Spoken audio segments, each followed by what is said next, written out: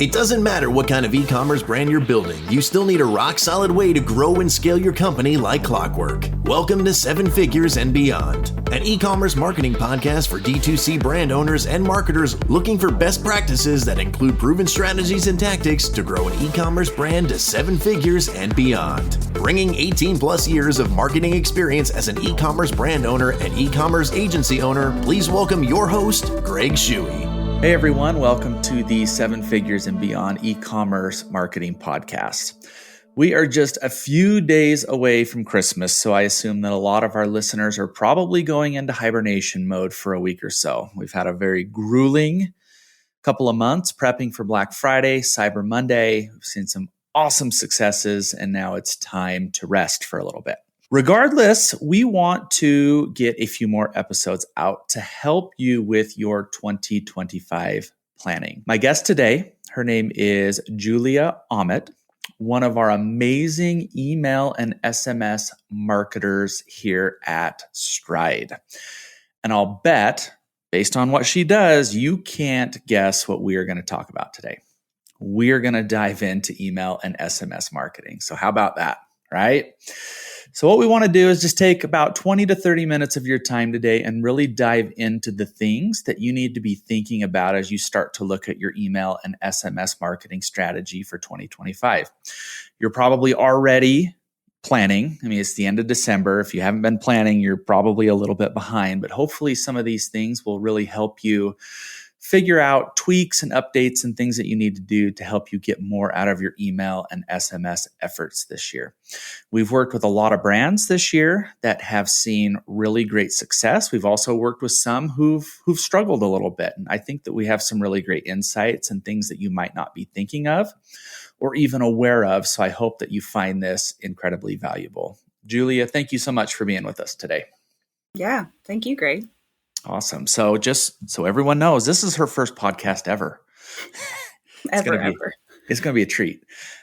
Since this is the first time on our podcast, hopefully not the last, would you just take a couple of minutes, introduce yourself to our listeners, and share a little bit about your personal story and how you've gotten to where you are today? Yeah. So I'm Julia. I focus on email marketing, but I have a pretty varied background. I have worked in hospitality as a marketing manager. I've worked at Microsoft. I've run a blog for 6 years, and I've worked in, the email marketing space for 5 years now for startups, for big businesses, and also agencies. So little varied.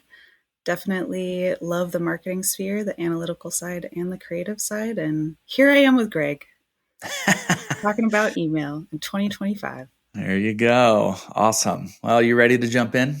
Absolutely. Cool. So I wanted to lead out with this first question to kind of give us a high level overview and starting point. So from what you've seen this year, what are some of the biggest shifts that you've seen in email SMS marketing that you've observed throughout 2024? And then how should brands be adapting to those shifts to stay competitive as we work through 2025? It was an interesting year, as I'm sure you're aware, Yep. With election year. Definitely some shifts in terms of how consumers are spending. I'd say that across the board, I saw a lot of clients have less revenue this year. Consumers were a little nervous about spending, and I think wanted to wait to see how the election panned out. Surprisingly, though, I saw that Black Friday, Cyber Monday had a record $10.8 billion in spending, and Insane. That's, I think it was like 10% more than they did last year. Oof. It was according to NPR. So people are still spending, but definitely more cautious. And in terms of, on the back end, this year was a lot about deliverability and email compliance. Yeah. So Google and Yahoo, they, make sure you have your SPF, your DKIM, DMARC, authentication. I think all of that across the board, I'm seeing a lot of clients struggle with deliverability and making sure that, we're compliant. And also a lot of it's very much like people are wary with, cyber attacks and spam emails and phishing and all of that. So there's definitely a crackdown on make sure you have everything set up correctly and really focus on, making sure, one, you're compliant, two, you're constantly checking to make sure that everything looks good and you're not hitting those spam inboxes. So going into 2025, I think the biggest thing to be is nimble, because we really don't know what's going to happen in 25 in terms of what's happening in the world.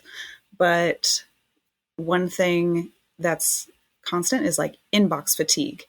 So I think instead of sending so many emails, because, people are just inundated with emails, really crack down on deeper segmentation, analyze your data, and how can we really get more personal without getting creepy? I think that's the key. Like, get more personal without being creepy, because there's so much data to analyze. And also SMS saw a huge increase, especially during Black Friday, Cyber Monday. How can we really focus on more SMS messaging? But yeah, I think segmentation, going deeper, analyzing your emails. Don't send so many, but really target your people. Yeah, I like that. So back to the tech side of things, like setting up your authentication. We were working on that in April, May, June, right? And there's still brands out there who don't have any setup. There's some who are missing one. There's some who are missing a couple. And it doesn't take very long to set those things up. And it goes a long way. How do you recommend that you kind of track the health of, your sending domain? Are there some tools out there that we should be aware of and using? Yeah, there's so many sites where you can check to make sure you're compliant with your, DMARC, SPF, all of that. And like off the top of my head, Greg, I don't have these listed out. So we'll grab some and put them in the show notes. Yeah, that sounds great. But honestly, there are so many great websites out there that basically just give you a check mark. Even, Klaviyo is so good about, checking these things for you and saying like, hey, giving you an alert, you're not set up correctly. Problem. Yeah, but I think the biggest thing is you should be cleaning your email list regularly. I'd say quarterly. Make that a priority to make sure you're compliant, especially with the changing rules, especially in EU with AI. Yeah. Things are really cracking down. So, instead of focusing so much on getting those emails sent, make sure your lists are clean, make sure you're compliant, etc. Yeah, I like that. You also touched on segmentation, right? So the deeper that we can segment from an email and an SMS perspective, the better personalization that we can leverage. So as brands are thinking through like how to balance personalization, how to balance automation, how to balance scale, number of emails and SMS messages that they're sending, like how do they effectively do that in 2025? What are some of the things that they should be thinking about? Is it terrible if I say slow down? Because I just think in my years of email marketing, it was so like figuring out how many emails you need to send. And, some clients, they send one a week. Some clients, they send every single day. And it's almost like they're not taking enough time to look at the data. And like, you get so in the weeds, but there's so much you can do, even just with A/B testing. Yeah.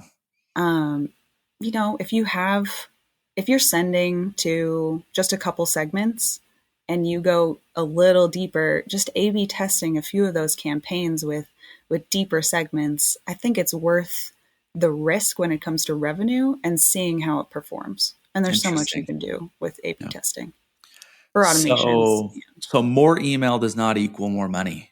Correct. I mean, if you look at the data with click rates and, your CVR, you'll probably notice that a lot of your emails aren't getting the revenue that you really want.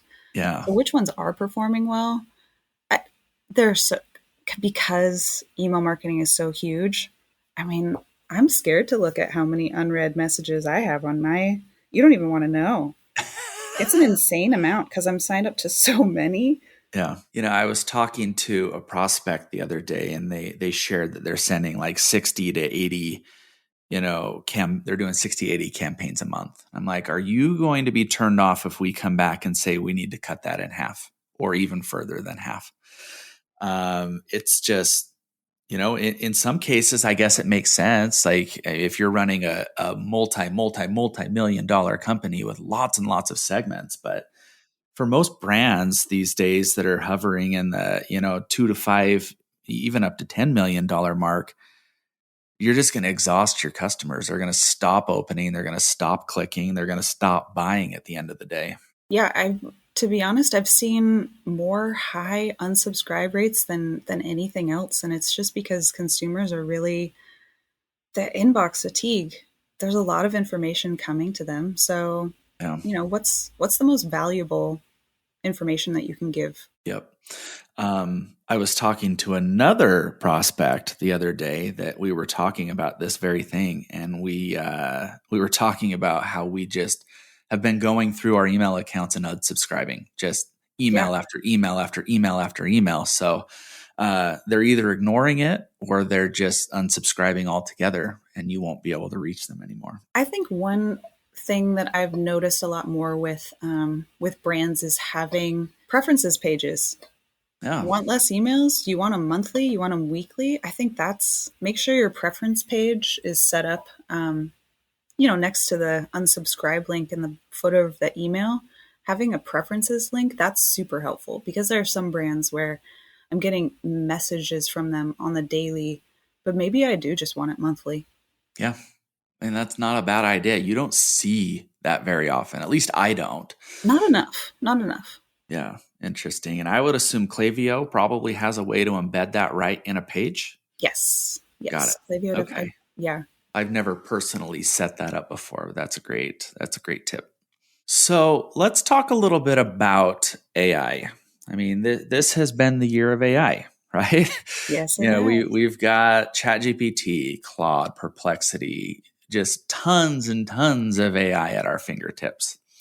As we think about next year, what role will AI and machine learning play in email and SMS marketing next year? And then how can brands leverage these technologies to, do better data analysis, build efficiencies, and just build better marketing campaigns? Yeah. I think the key with AI is that it does help with efficiency. Yeah. I'm not one. I'm a creative, and so I don't think that AI should ever take the entire role of a creative. Yeah.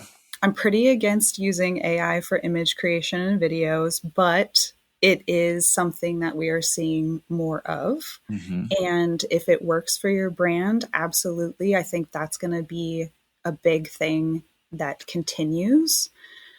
For me, I feel like efficiency, it really helps with just brainstorming ideas, segmentation, because it can analyze so much data. I feel like it's great for segmenting based on your behavior and interactions with the content that we have, and the predictive analytics, using that historical data, predicting future customer actions. I think that's where we'll see a huge increase. Yeah. But yeah, definitely image creation and videos. I don't love it. I will say I don't love it. I don't use it. I don't like it. As a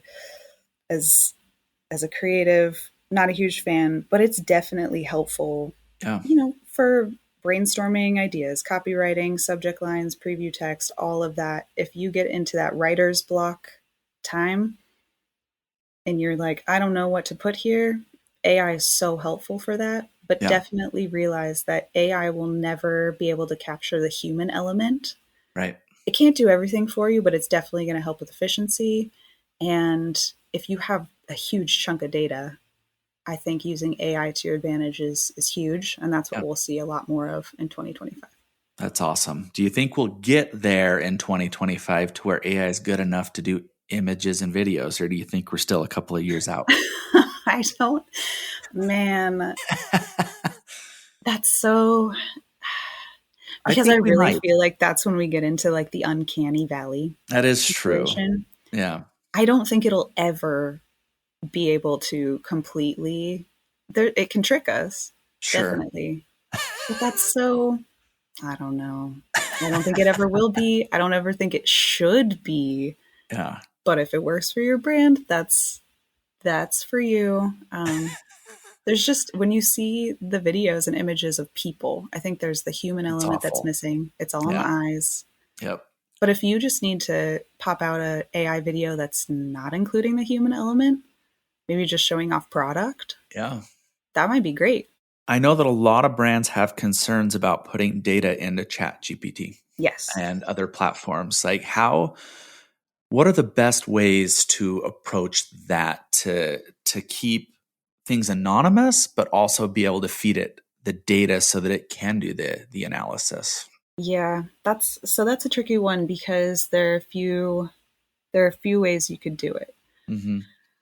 I see I see a lot of brands asking for quite a lot of information in that email sign up, first name, last name, and email. I Yeah. don't tend to subscribe when it asks for that much. No, I'd like to never. stay more anonymous and using other emails just for what I sign up for. Yep.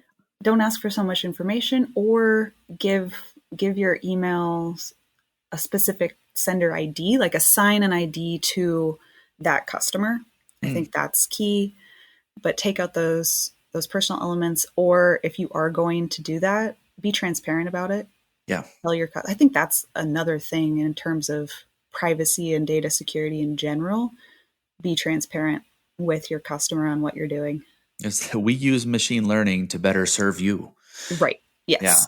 Yeah. That's interesting. I don't know that I've ever seen anything like that come from a brand that I've purchased from, but that's a great idea. So again, I mean, this next question touches on privacy and data security. What are some of the best practices for list management and segmentation for 2025? Because there is a lot of concern around how much do people know about me? Like, when do we go too far as a brand to be able to over personalize and maybe spook people? Yeah. And I think that, the be transparent thing comes back here, and don't be sneaky with what you're Yeah. doing.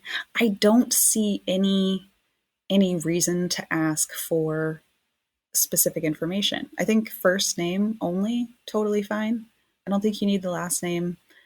But I think being transparent, like we are providing emails that are specific to your location. Like Yeah. that's make it clear in when they sign up what they're signing up for. Always stay on top of the changes with compliance rules, authentication, have that double opt-in, clear opt-in rules. Just make sure the person knows what they're signing up for, and make it clear. If you use their location, if you use information about them, if you use AI, be transparent, but also what do we really need? A, how much information do we need to provide them location-based things or personalized products? Yeah. You don't need to know my last name. You don't need to know. and we'll get that later. Yes. Once you Yeah. complete an order, we'll get that later. Exactly. And consumers know that you're getting, it's almost like on the consumer side, Yeah. when you're signing up for these things, you kind of need to know what it is you're signing up for. Everyone has your data. Yeah. It's just the way of the internet. But yeah, there are ways you can protect yourself on the consumer side. Yep. Make another email. Only use your first name, etc.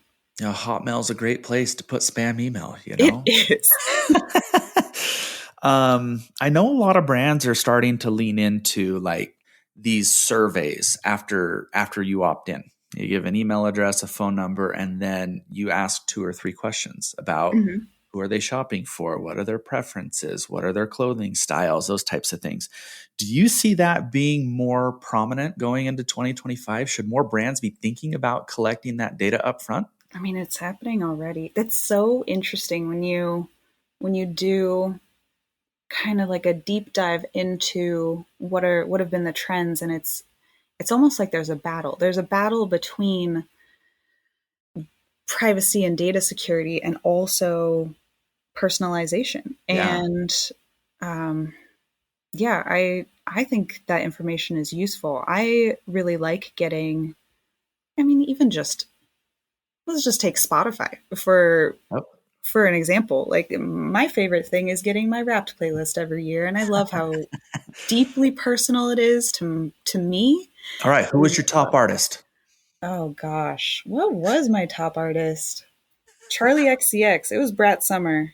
Really? All right. Absolutely. Mine's Blink 182. Yeah, I Blink still live in the 182. 90s. Yep. Oh man, I saw them. I saw them this year. Oh, They're that's amazing. Lucky. yeah. I was really lucky to go see them. But yeah, it was a blast from the past. Awesome. Okay, I Yeah. cut you off. Continue your thought. Okay. So I was looking into the newest of DMARC SPF. Yeah. It's Beamy. Beamy is a text file record, lives on your server for the inbox providers to verify, and it's essentially like giving brands a blue check mark in your email inbox. Interesting. That's another thing that I think is going to be bigger moving into 2025 is getting this new authentication right within your inbox where people can be like, okay, I know that this is coming from X brand. I know this is Yeah. coming from Nike, or I'm sure they already have it. Is that a paid service? No, no. Well, we'll make sure to include that in show notes as well. Yeah, yeah, that's easy, becoming more popular. I don't think Hotmail has it yet. Yeah. No, Gmail has it. So, All right. So we talked a fair amount about fatigue, email fatigue. yes. So as brands are thinking through like how their design and how their copywriting and how their headline writing needs to change in order to stand out in these overly crowded inboxes, where have you seen like really big wins, or where are you seeing trends kind of in those areas? Mobile, mobile, mobile. Make sure your email designs are mobile friendly. I think that's a big thing that's becoming more like you need to make sure that you're mobile friendly. Yeah. Also, okay, so in June of 2025, the European Accessibility Act is making sure that you have all of your digital products and services accessible to everybody. Okay. So, accessibility is a massive one.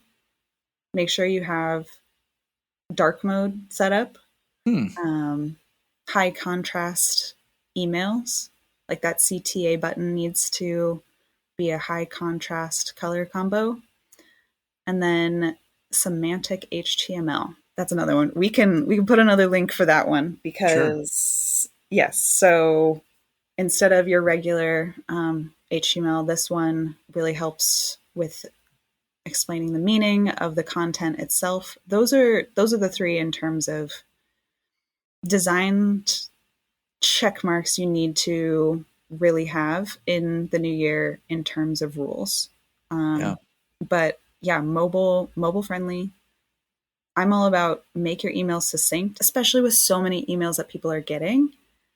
People aren't really scrolling. Their attention span is very limited. So simple emails, great design, keep your CTAs above the fold, but also interactive content, GIFs, polls, gamification. It's an interesting thing because it's similar to what we were talking about earlier. You have these rules that you need to be following, but then they bring in like GIFs and polls and gamification. Yeah. So make it very clear, but also how can you make it fun? Got it. And forgive me because I don't even remember what these are called, but like these summaries. I'm looking at my phone right now. You know how the recent Apple update has Mhm. started to, make, are they summaries? What do they call it? Do you even remember? I don't. What about optimizing for that? Like, is there a good way to be able to do that? Hmm. Man, Too that's early to tell. too early to tell. Yeah, I'd say that. It's because I'm looking at my phone right now, Yeah. and I'm looking at emails from you. Um, They're weird. it These is weird. summaries are weird. I hate them. And Yeah. so like I don't know what that looks like next year for brands. Yeah, and I hate to say that I don't have a great answer for you because it is so new. Yep. But yeah, maybe that's Well, that needs to go on the calendar for January to do it some does research. indeed. It does Yep. indeed. I'm looking at them now and it's not from all of the brands. I don't think anybody's necessarily doing it right Sure. because I'm still wondering like what is the point of this email? Yep. I hear ya. It's super strange to me. Yeah. So I'm sure that's definitely something that will come up more in 2025 of like how you can um, implement your little summary. I Yeah. mean, similar to SEO, right? Like Yep. filling out that little detail. Title tags, meta That'll be helpful. descriptions. Oh yeah. Yes, Yep. yes. Cool. How should brands be thinking about how to re-engage and retain customers? As we know, customer acquisition costs continue to rise. Hmm. What we see with many brands is that weight of sales is down with email. So they're not getting as many customers coming back and driving repeat revenue and growing lifetime value. So what are some key things there that they need to be thinking about in order to start to course correct that and generate more revenue through email and SMS next year? Yeah. One thing I see with welcome emails is that high unsubscribe rate after people get their discount. And Yep. I feel like that's something that we're always going to see. But for those who do stick around or haven't clicked that unsubscribe button yet, making sure you have a really good welcome flow setup that's split by who have used the discount and who hasn't, and how are we making sure that that series re-engages the user. Do you have also like your win back flow set up? Yeah. A lot of brands, because that's a less popular flow, they don't have their win back set up. They don't have the re-engagement with specific products that people have purchased. I mean, the integrations with Klaviyo, with your shopping feed, even is it's so great that they have that data. So, do you have your cross sell, upsell, re engagement flows after a product is purchased set up to use the data that you have and re engage those users? And like I said, I think part of that is because they're focused on sending campaigns, which obviously you want to make sure that you're sending a regular amount of campaigns, but also there are such key flows Yeah. that can use the customer's engagement with your brand and bring them back. Got it. Okay. Cool. So as we start to wrap up our conversation here, I like to leave our listeners kind of some tips and tricks for whatever's next for them. So as we think through everything that we've talked about today, would you be able to share maybe some innovative or unique email campaigns or trends or things that you've seen that listeners can really start to draw some inspiration from as they look at building out their roadmap? Yeah, so I feel like I'm gonna have to link some really great Yep. email designs in here. The ones that I've seen that I've really loved, like maybe I'm just a minimalist when it comes to email design, but I really love the emails that have one amazing header image that's just honestly like make sure you have your graphic designers. Lean on your graphic designers, find someone who's super great at design but also understands like things that you need for email, like making sure your CTA is above the fold. But the emails that I've loved are just beautifully designed and get to the point right away.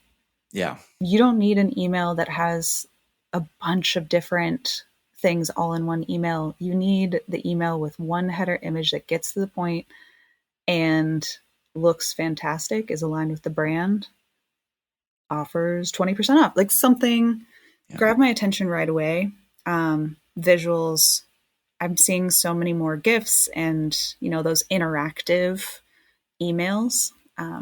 So yeah, I'll have to drop in some visuals for people, but Yeah. I'm all about get my attention right away with that amazing image. Lean on your graphic designers. Okay. It's awesome. Got one more for you. Okay. So I saw an interesting post on LinkedIn yesterday that said something along the lines of, nobody cares about your 10% offer anymore. People are bored. What's the sweet spot for next year? Or is there a different kind of offer that brands should be thinking about outside of your standard get 10% off? Do you have any insights there? Man, I feel like this is where you really need to be A/B testing what works. Yeah. And is it the 10% off or is it the 15% off? What are your competitors doing? I mean, that's one thing that I come to a brand, and even just discussing that welcome offer, it's like, Yeah. well, what are your competitors doing? Some competitors are offering up to 25% off right on that first purchase, but you won't really know until you test. So I say A/B testing, and for some brands, $1 amount off works great. BOGOs work great. Free shipping works great. But you won't really know until you test. I feel like the 10% off is a great starting point, but gather more data. Mm-hmm. I've seen a couple of brands, it isn't a lot, probably less than 5, who have a multiple discount, meaning take 15% off your first 3 orders. I haven't seen that before this year ever. And like I said, I've seen it maybe 2 or 3 times where they have a multiple offer, which, I mean, if you've got the margin, that is pretty incredible in terms of being able to bring them back a second and a third time to grow your lifetime value. What industry? Clothing. Okay. Yeah.